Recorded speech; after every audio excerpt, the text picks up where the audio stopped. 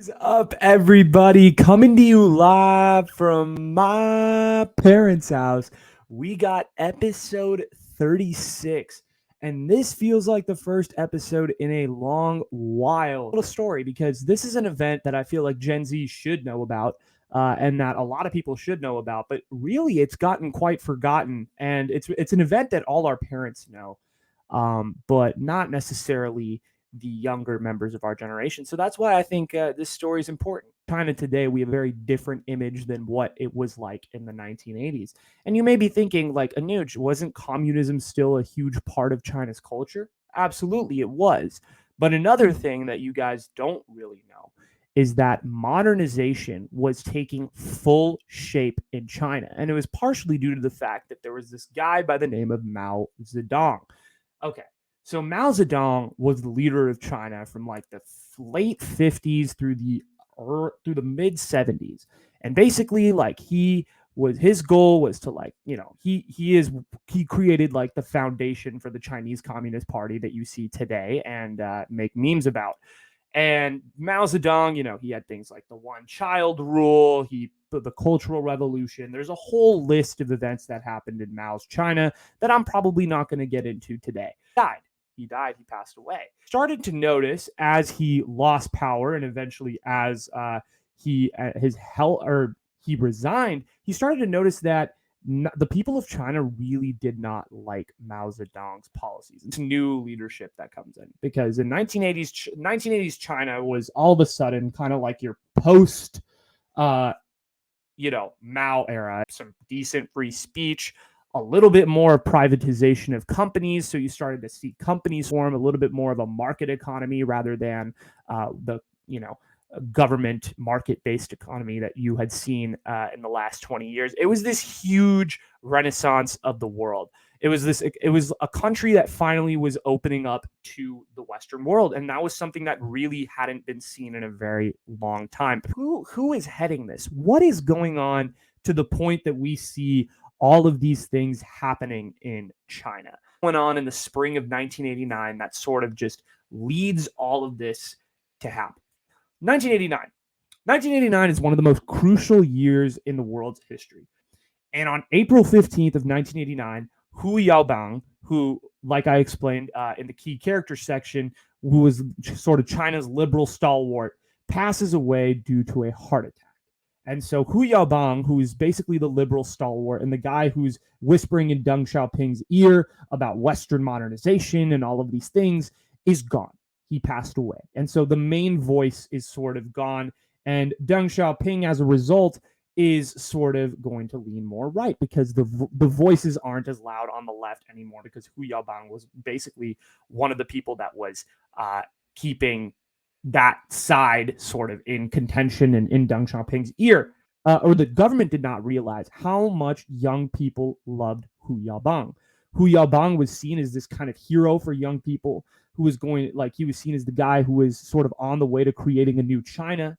Like he had the young people like wrapped around their finger. Like he was the hope. He was the hope for them to have potentially the future that they're not their peers, but other people in Western countries were having with free speech and democracy and open conversation and continue that sort of renaissance that had taken place in the 1980s in China. Young people were thinking to themselves, like, well, we got to do something. Like, at least China is a little bit more progressive than maybe it was 20 years ago. We got to say something and we got to speak up about what's going on. That's what the young people in China were thinking. I'm talking students, I'm talking like working class, just the younger generation in China, that one child policy generation was thinking like, we got to do something. And after Hu Yaobang's death, the demonstrations spread all the way throughout the country because the young people in the country were pissed. They were not happy with the way things were being led. And this is coming from a lot of people who were younger and working class, and they're just pissed. They were not happy with the way that China was running. They're like, whoa, they're trying to come after us. They're trying to come after our jobs, and they're trying to come after power. We cannot let this happen. And the right side is eating at Deng Xiaoping's ear, and they're saying, yo, the number of protesters are going up. These students are mobilizing. Like, they're a threat. And they're talking about things and progressive ideas that we don't want China to have because the government is thinking like, we have all these students that are like protesting against us and talking their shit and saying all of these things. But Mikhail Gorbachev is coming to visit. Sort of banquet for him and this huge welcome party at Tiananmen Square in Beijing. But the problem was there was, at this point, thousands of students gathered in Tiananmen Square just protesting in the square about all of the various issues that we have been discussing earlier. And a bunch of these students at this point had decided, like, we have to do something bigger because the government isn't noticing. So we have to make them even more pissed. And they start going on a hunger strike. A bunch of students who are like, we're not going to eat until you guys do something, government. You better do something. And so eventually the government has to like scramble and they have to cancel their huge celebration plan for Gorbachev in Tiananmen Square. Because of the fact that there's so many students and just a bunch of pissed off people gathered in the main square of Beijing. And so now the government is fucking mad because they're like, yo, we had an official welcome plan for Mr. Gorbachev, and the students basically said, fuck you, we're done. We're going to take matters into our own hands and run a huge hunger strike out here. The government comes to make one final appeal to the students, like, guys, just please leave. Like, we won't do anything. We understand your concerns. We'll take it into consideration. Like, please leave.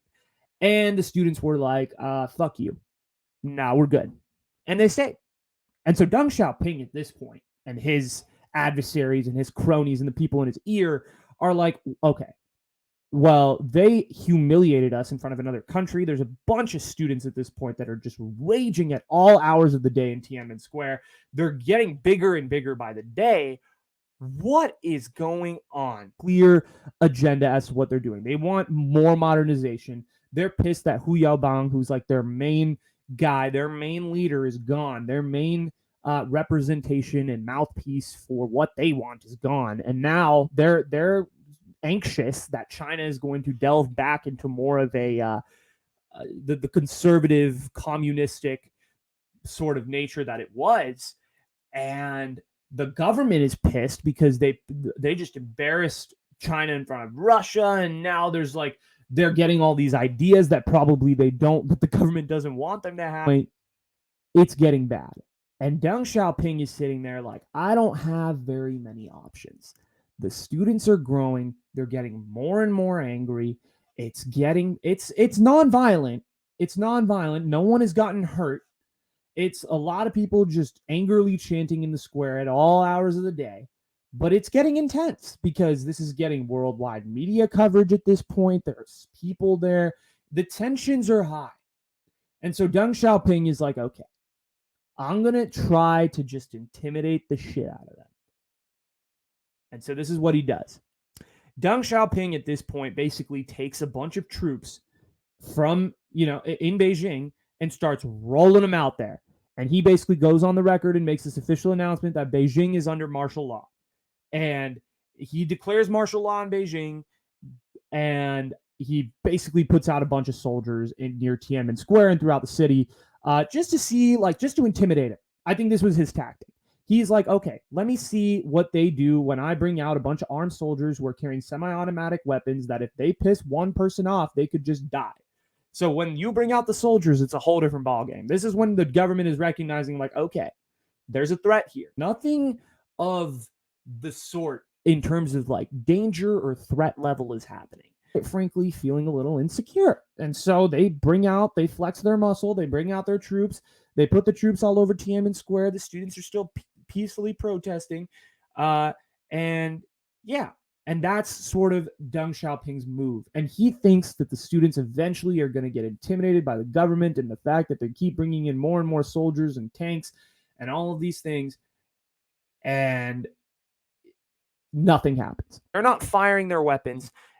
And the students haven't necessarily been threatening, so to speak.